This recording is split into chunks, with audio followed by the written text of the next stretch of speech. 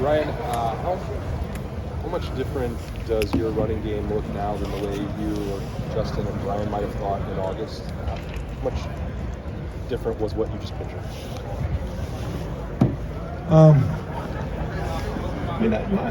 Not that much different. You just try to figure out what they do best and what fits the running backs the best and the group the best.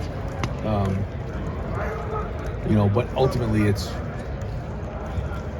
not like it's drastically different, but the run game and succeeding at this level, it's about the details and the little things and high levels of execution. It takes just a little bit to be off. So, but I do think we got a pretty good idea now. Finally, kind of what our guys do best, and so now we got to go, be at our best. Nathan Barrett, Cleveland.com. I know there's a lot of talk this week about senior class that's going to be going out. You also have this nucleus of third-year guys who came here with really high expectations. What's the vibe you're getting from them as this regular season winds down, and there's obviously a lot to play for? Well, like you said, those guys, that group, they came in and played a bunch early on, and it was great because we're starting to see them play like veterans in year 3, when usually guys are coming into their own in year 3. These guys have played a lot, so when you see some of them, it's hard to think they've only been here for 3 years when they're very mature in their approach. They prepare at a high level, and they've already had a huge impact on our team. So that combined with the 4th and 5th year guys just makes for a team that has had experiences. They come to work every day and they push each other. There's a lot of consistency there, and they're determined to reach our goals. Folks, we're going to have Coach Hartline at the middle 20, Spencer Holbrook, Letterman Row. Ryan, if you guys can this week or next week, who are some of the guys that you expect to step up further? Taiwan Malone, throughout this year, baseball for a while. How is he developing into somebody that just Yeah, I think that the whole group is going to get challenged. But I think we have some guys who have stepped up. I think you've seen certainly Ty and Ty both play well. Hero's gotten a bunch of reps. Cade McDonald really has flashed a bunch in practice. Taiwan now is just dedicated just to football, so he's growing. But I mean, it's a good group of guys. It's a group. Jaden McKenzie's played a lot of football for us as well. So they'll have to step up and help out in that area. But I feel like some of those guys have done that, and now we get November. They got to get on the field and play. They got to get on the field and play. But the practice looks good, and those guys, I think they're ready to go, and I think Larry has a lot of confidence putting them in the game. Rob Aller, Columbus Dispatch. Two-part. You're competitive. There's a big fear Jim Harbaugh on the sideline. It's like I said, I appreciate it. I know there's a lot out there. I'm focused on my team.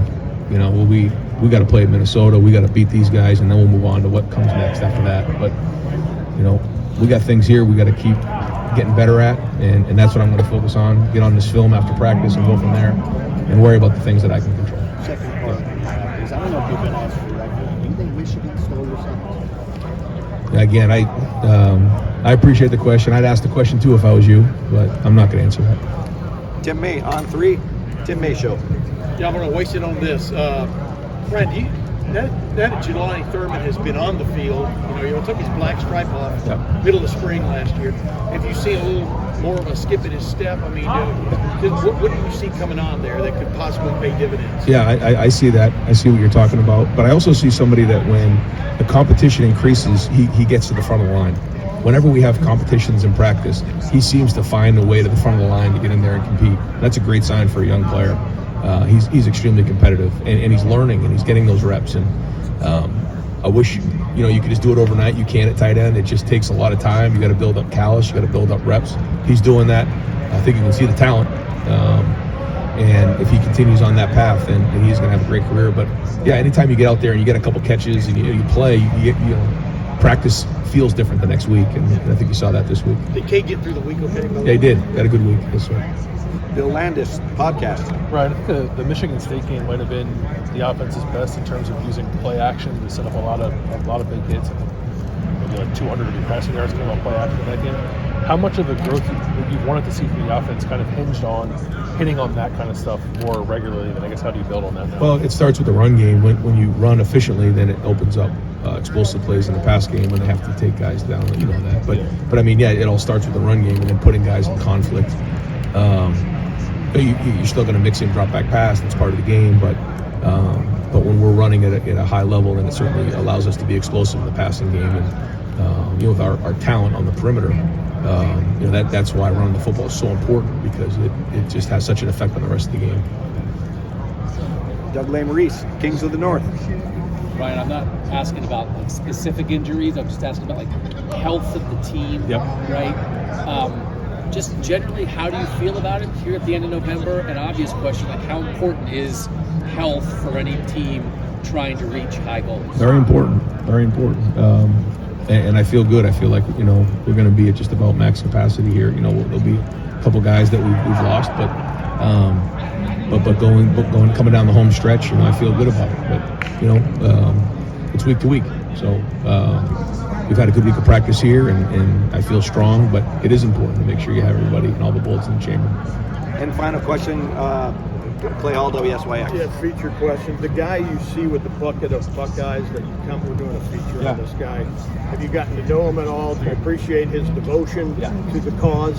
And I guess he's got his kids involved now. Yeah, well, it's something that the traditions are great at Ohio State, and that's sort of become a tradition for me and whoever comes with me on my walk, or on the walk with me. It's usually one of my children. I don't think I've done a walk without somebody, whether it's RJ, Grace, or Neil. And every time they're there, they give me a Buckeye and they give them one, and then we keep it. We keep them, and I have them in my locker and inside. And then every once in a while, I'll give them the somebody who walks in the shoe in the locker room. We don't get a bunch of visitors in there, but when we do, it's a great gesture. But yeah, it's just an example of how important Ohio State football is to so many people, and that's just an example of somebody who's just dedicated their time to try to make an impact on everybody to make game day experience better. So we certainly appreciate it. Yeah, past plays to you guys. Got one last question, Coach. Bill Rabinowitz, Columbus Dispatch.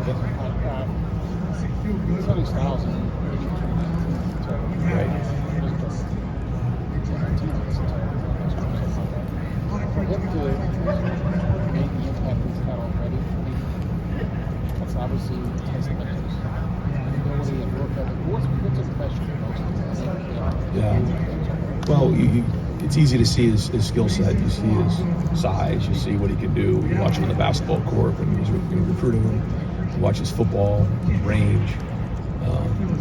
That's the first thing you notice. But then you just realize that he has a quiet confidence about him. He's very serious. He can take hard coaching. He's very critical of himself. He takes great care of his body. Just very mature for somebody his age. I'm trying to think of the last time we had somebody that young who's made such an impact. It might be Paris Campbell. Remember how young Paris was when he was here? I think he came in at almost like 16 or 17.